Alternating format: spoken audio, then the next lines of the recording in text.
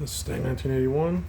Got an update video for you guys. So in the last video I showed my catch cans on my car, and for those of you who are just tuning in, it's a 2004 dark gray 2-valve GT.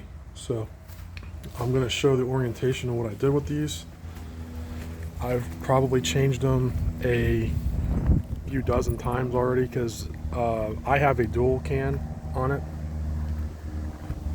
So I'll show you what I ran on this. Let me put you guys down. I'm going to pause you for just a minute. I'm going to rotate you. Pausing you for just a minute. Okay, and then there you go. You can see I have a clean setup. Passenger side, which is routed. So you guys are following. I got this one here going from this side of the can all the way over to the crankcase valve elbow, and then running that to there, and then this one here goes from the other side of the can, and that routes all the way around the back side of the neck of my oil lid, where I can put oil into my engine, and I run it all the way over to the elbow over here. And then for this one, it's pretty simple. I have this elbow going from here over to the intake, which you have to take it off and bypass it, which is this right here. You got to bypass this so you can run the line over to here. It just goes right onto the line, which is this right here. I have my hand on this tube, and then the other side, this side over here, it goes down, and then it's going to connect right over to the existing elbow that you just disconnected from the crankcase. Now, when I first put these on, these two oil cans on the fender well that I have over there, and this one down here, they're not mounted. They're just loosely sitting and they're static. I actually like that so I can get to them very easily. And like I said, I've drained these probably and emptied them about, I'm letting you guys down so I can talk, probably a dozen times already since I've had it on the car.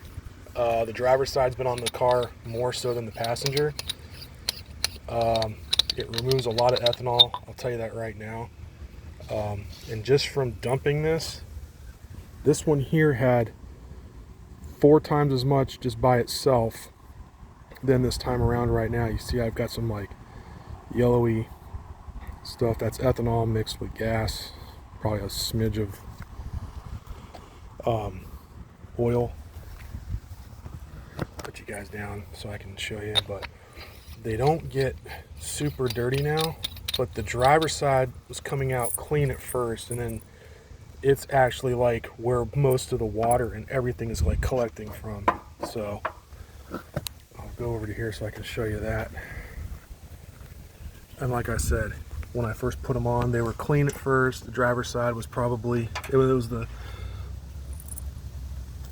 out of the two of them, the driver's side was the one that I was putting on last. So it's the more newer of the two. But all the sediment, water, and everything is going into the driver's side first. So it's probably like everybody's been, I always thought that the driver's side would be the cleaner of the two, and the driver's side is actually the dirtier. So most of the oil goes into the passenger and most of my water. And that was after, this is after like a day or so of cleaning it. I have to stay on top of this an awful bunch because this driver's side, it gets dirty and filled probably within a couple of like 3 or 4 days to a week. That'll be halfway fill or halfway full. So that's just an update of where my catch cans fitting. So I got that one I got to put back on. There's the lid to that. See how rusty that shit looks? That's just ethanol mixed with some oil, water, anything that my intake might be filtering. Shit you just do not want to have in your engine, but you got to clean them regularly, or else you're going to have problems down the road if you don't keep those clean.